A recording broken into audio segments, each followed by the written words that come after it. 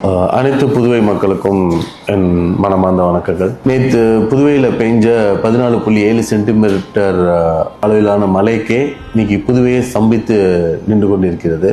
இதில் முக்கியமான பிரச்சனைகள் என்னென்னு வரிசையோடு பார்த்தோம்னா, மெயின் பிரச்சனை அரசாங்கம் இம்மீடியட்டாக ஒரு ப்ரோஆக்டிவான ஆக்ஷன் எடுக்காதது அது மெயின் காரணம். இதை நாங்கள் அன்னைக்கே ஆன்டிசிபேட் பண்ணி தான் நம்ம தேசிய மக்கள் மன்றம் மூலிமா நாங்கள் தூர் வாரியே தீரணும், மழை வரப்போகுது, இந்த நேரத்தில் மக்கள்லாம் உண்மையாகவே கஷ்டப்பட போகிறாங்க, இதுக்கு தூர் வரணும்னு சொல்லி எங்கள் மன்றம் சார்பாக எல்லாம் அந்த தொகுதியில் இறங்கி வேலை செஞ்சப்ப பிடபிள்யூ டிபார்ட்மெண்ட்லேருந்து அங்கே வேலை செய்யணும்னு சொல்லி ஒரு கேஷுவல் ட்ரெஸ்ஸில் அங்கே வேலை செஞ்சுட்டு இருக்கவங்கள கூப்பிட்டு மிரட்டி இதை நீங்கள் இம்மீடியட்டாக ஸ்டாப் பண்ணணும்னு சொன்னாங்க. அப்பவும் அங்கே இருக்கிற மக்கள்லாம் சொன்னாங்க, ஏங்க ஒருத்தர் பண்ணுறதை ஏன் நீங்கள் ஸ்டாப் பண்ணுறீங்க, பண்ணுறவங்கள செய்ய விடுங்க, எங்கள் வீட்டில் புழு பூச்சி பாம்பெல்லாம் வீட்டுக்கு வந்துடுது, தண்ணி வந்தாலும் எங்களால் குப்பையும் வேணுமா எல்லாம் வீட்டுக்குள்ளே தான் வருது, நீங்கள் பண்ணுறவங்கள டிஸ்டர்ப் பண்ணாதீங்கன்னு சொன்னாங்க. அப்படி இருந்தும் அதை போலீஸ் ஸ்டேஷன் வரைக்கும் கூப்பிட்டு லாஸ்ட் ஸ்டேஷன் வரைக்கும் கூப்பிட்டு போய் இருக்கிறவங்கள ஹராஸ் பண்ணி அவங்கள மன உடைச்சலை கொடுத்து அவங்க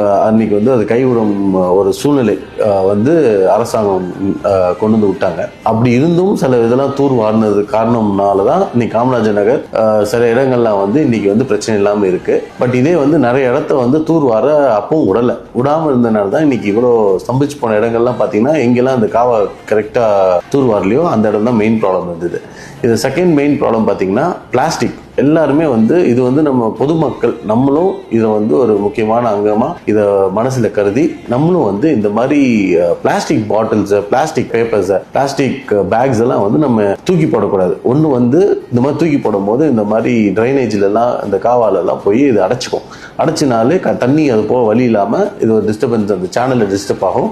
இதனால நம்மளுக்கு மழை நீர் அது கடலுக்கு போகாமல் டிஸ்டர்ப் பண்ணும். நம்பர் 3 பிளாஸ்டிக் இருக்கும் போது தண்ணி மண்ணுனால உரிய முடியாது. ஸோ மண் உரிய முடியலன்னா அந்த தண்ணி கிரவுண்ட் வாட்டரில் போய் அது சேராமல் அது மேலேயே மேலாப்லேயே போயிட்டு இருக்கும். ஸோ திடீர்னு மழை பெஞ்சதுன்னா அந்த தண்ணி உள்ளே போகாமல், பழைய தண்ணி உள்ளே போகாமல் இருந்ததுனால அந்த காவா சீக்கிரமாக அது ஃபுல்லாகி வெளியில் வர ஆரம்பிக்கும். இந்த மழை தண்ணியெல்லாம் உள்ளே ரொம்ப அவஸ்தைப்படுறாங்க. இன்னொன்று இது மெயினாக பிரச்சனை என்ன, இந்த மாதிரி நேரத்தில் தான் கழிவு நீரும் குடிநீரும் கலந்துருது. இந்த மாதிரி இது பண்ணும்போது உடல் நோய்கள் வந்துடுது. பொதுமக்கள் 7 பேர் உயிரிழந்திருக்காங்க இந்த விஷயத்தில்.